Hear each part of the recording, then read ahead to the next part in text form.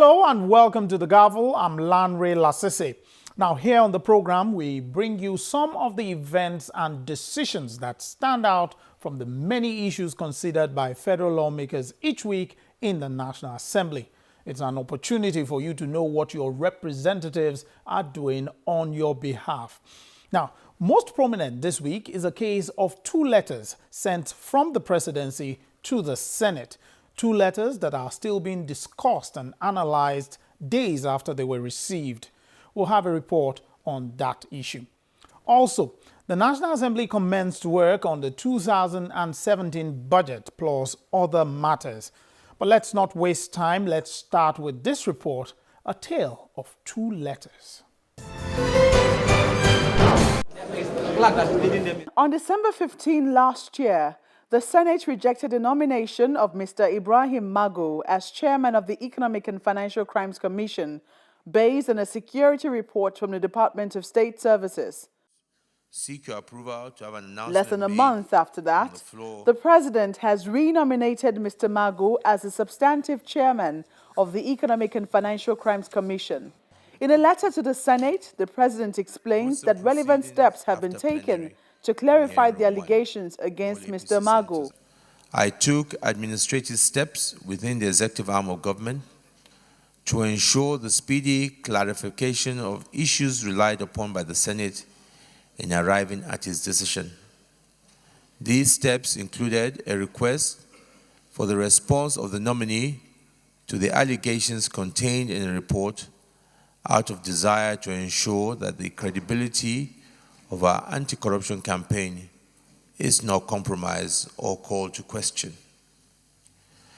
As the distinguished Senate will recall, the prosecution of the anti-corruption war in all aspects of our polity is a program to which my administration has committed itself since our inauguration on May 29, 2015. In undertaking this campaign, we have been guided by the need for urgency, consolidation, and improvement of our present statutory framework for addressing the scourge of corruption in our country, as well as taking the benefit of institutional memory and present capacity in taking the campaign forward.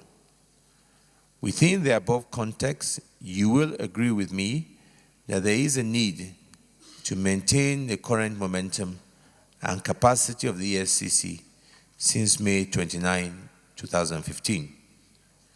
It is in the above context that I therefore request the gracious indulgence of this distinguished Senate to favorably accept my renomination, Mr. Ibrahim Magu Mustafa, for the position of the chairman of the Economic and Financial Crimes Commission, having received adequate clarification considering the matters relied upon by the Senate in arriving at its decision.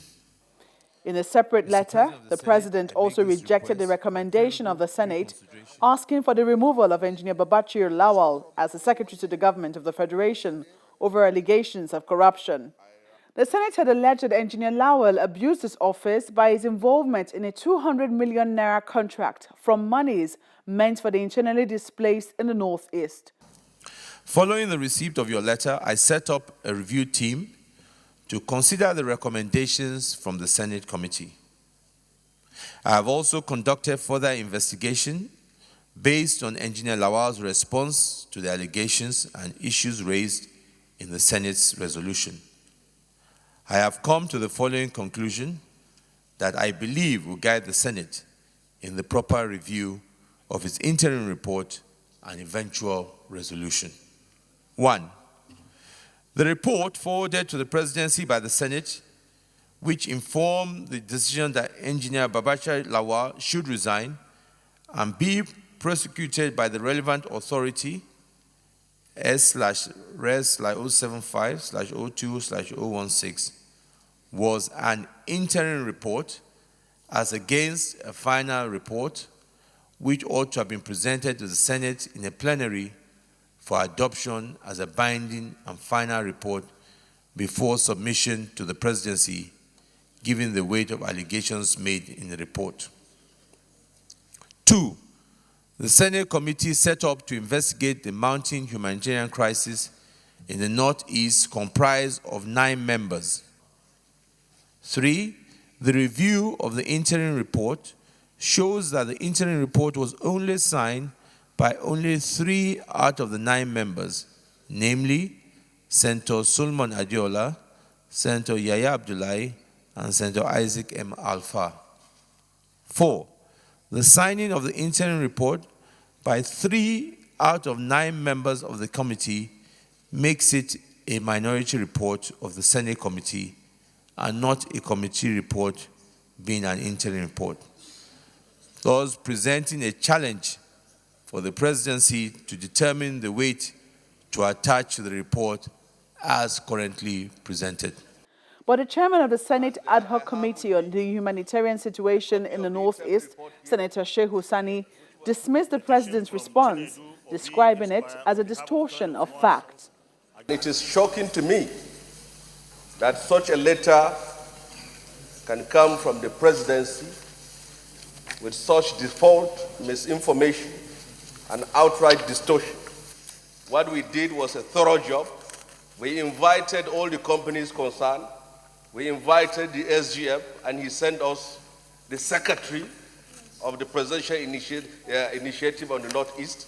Nevertheless, the committee was advised to consider the issues raised by the president in its full report, which is being expected.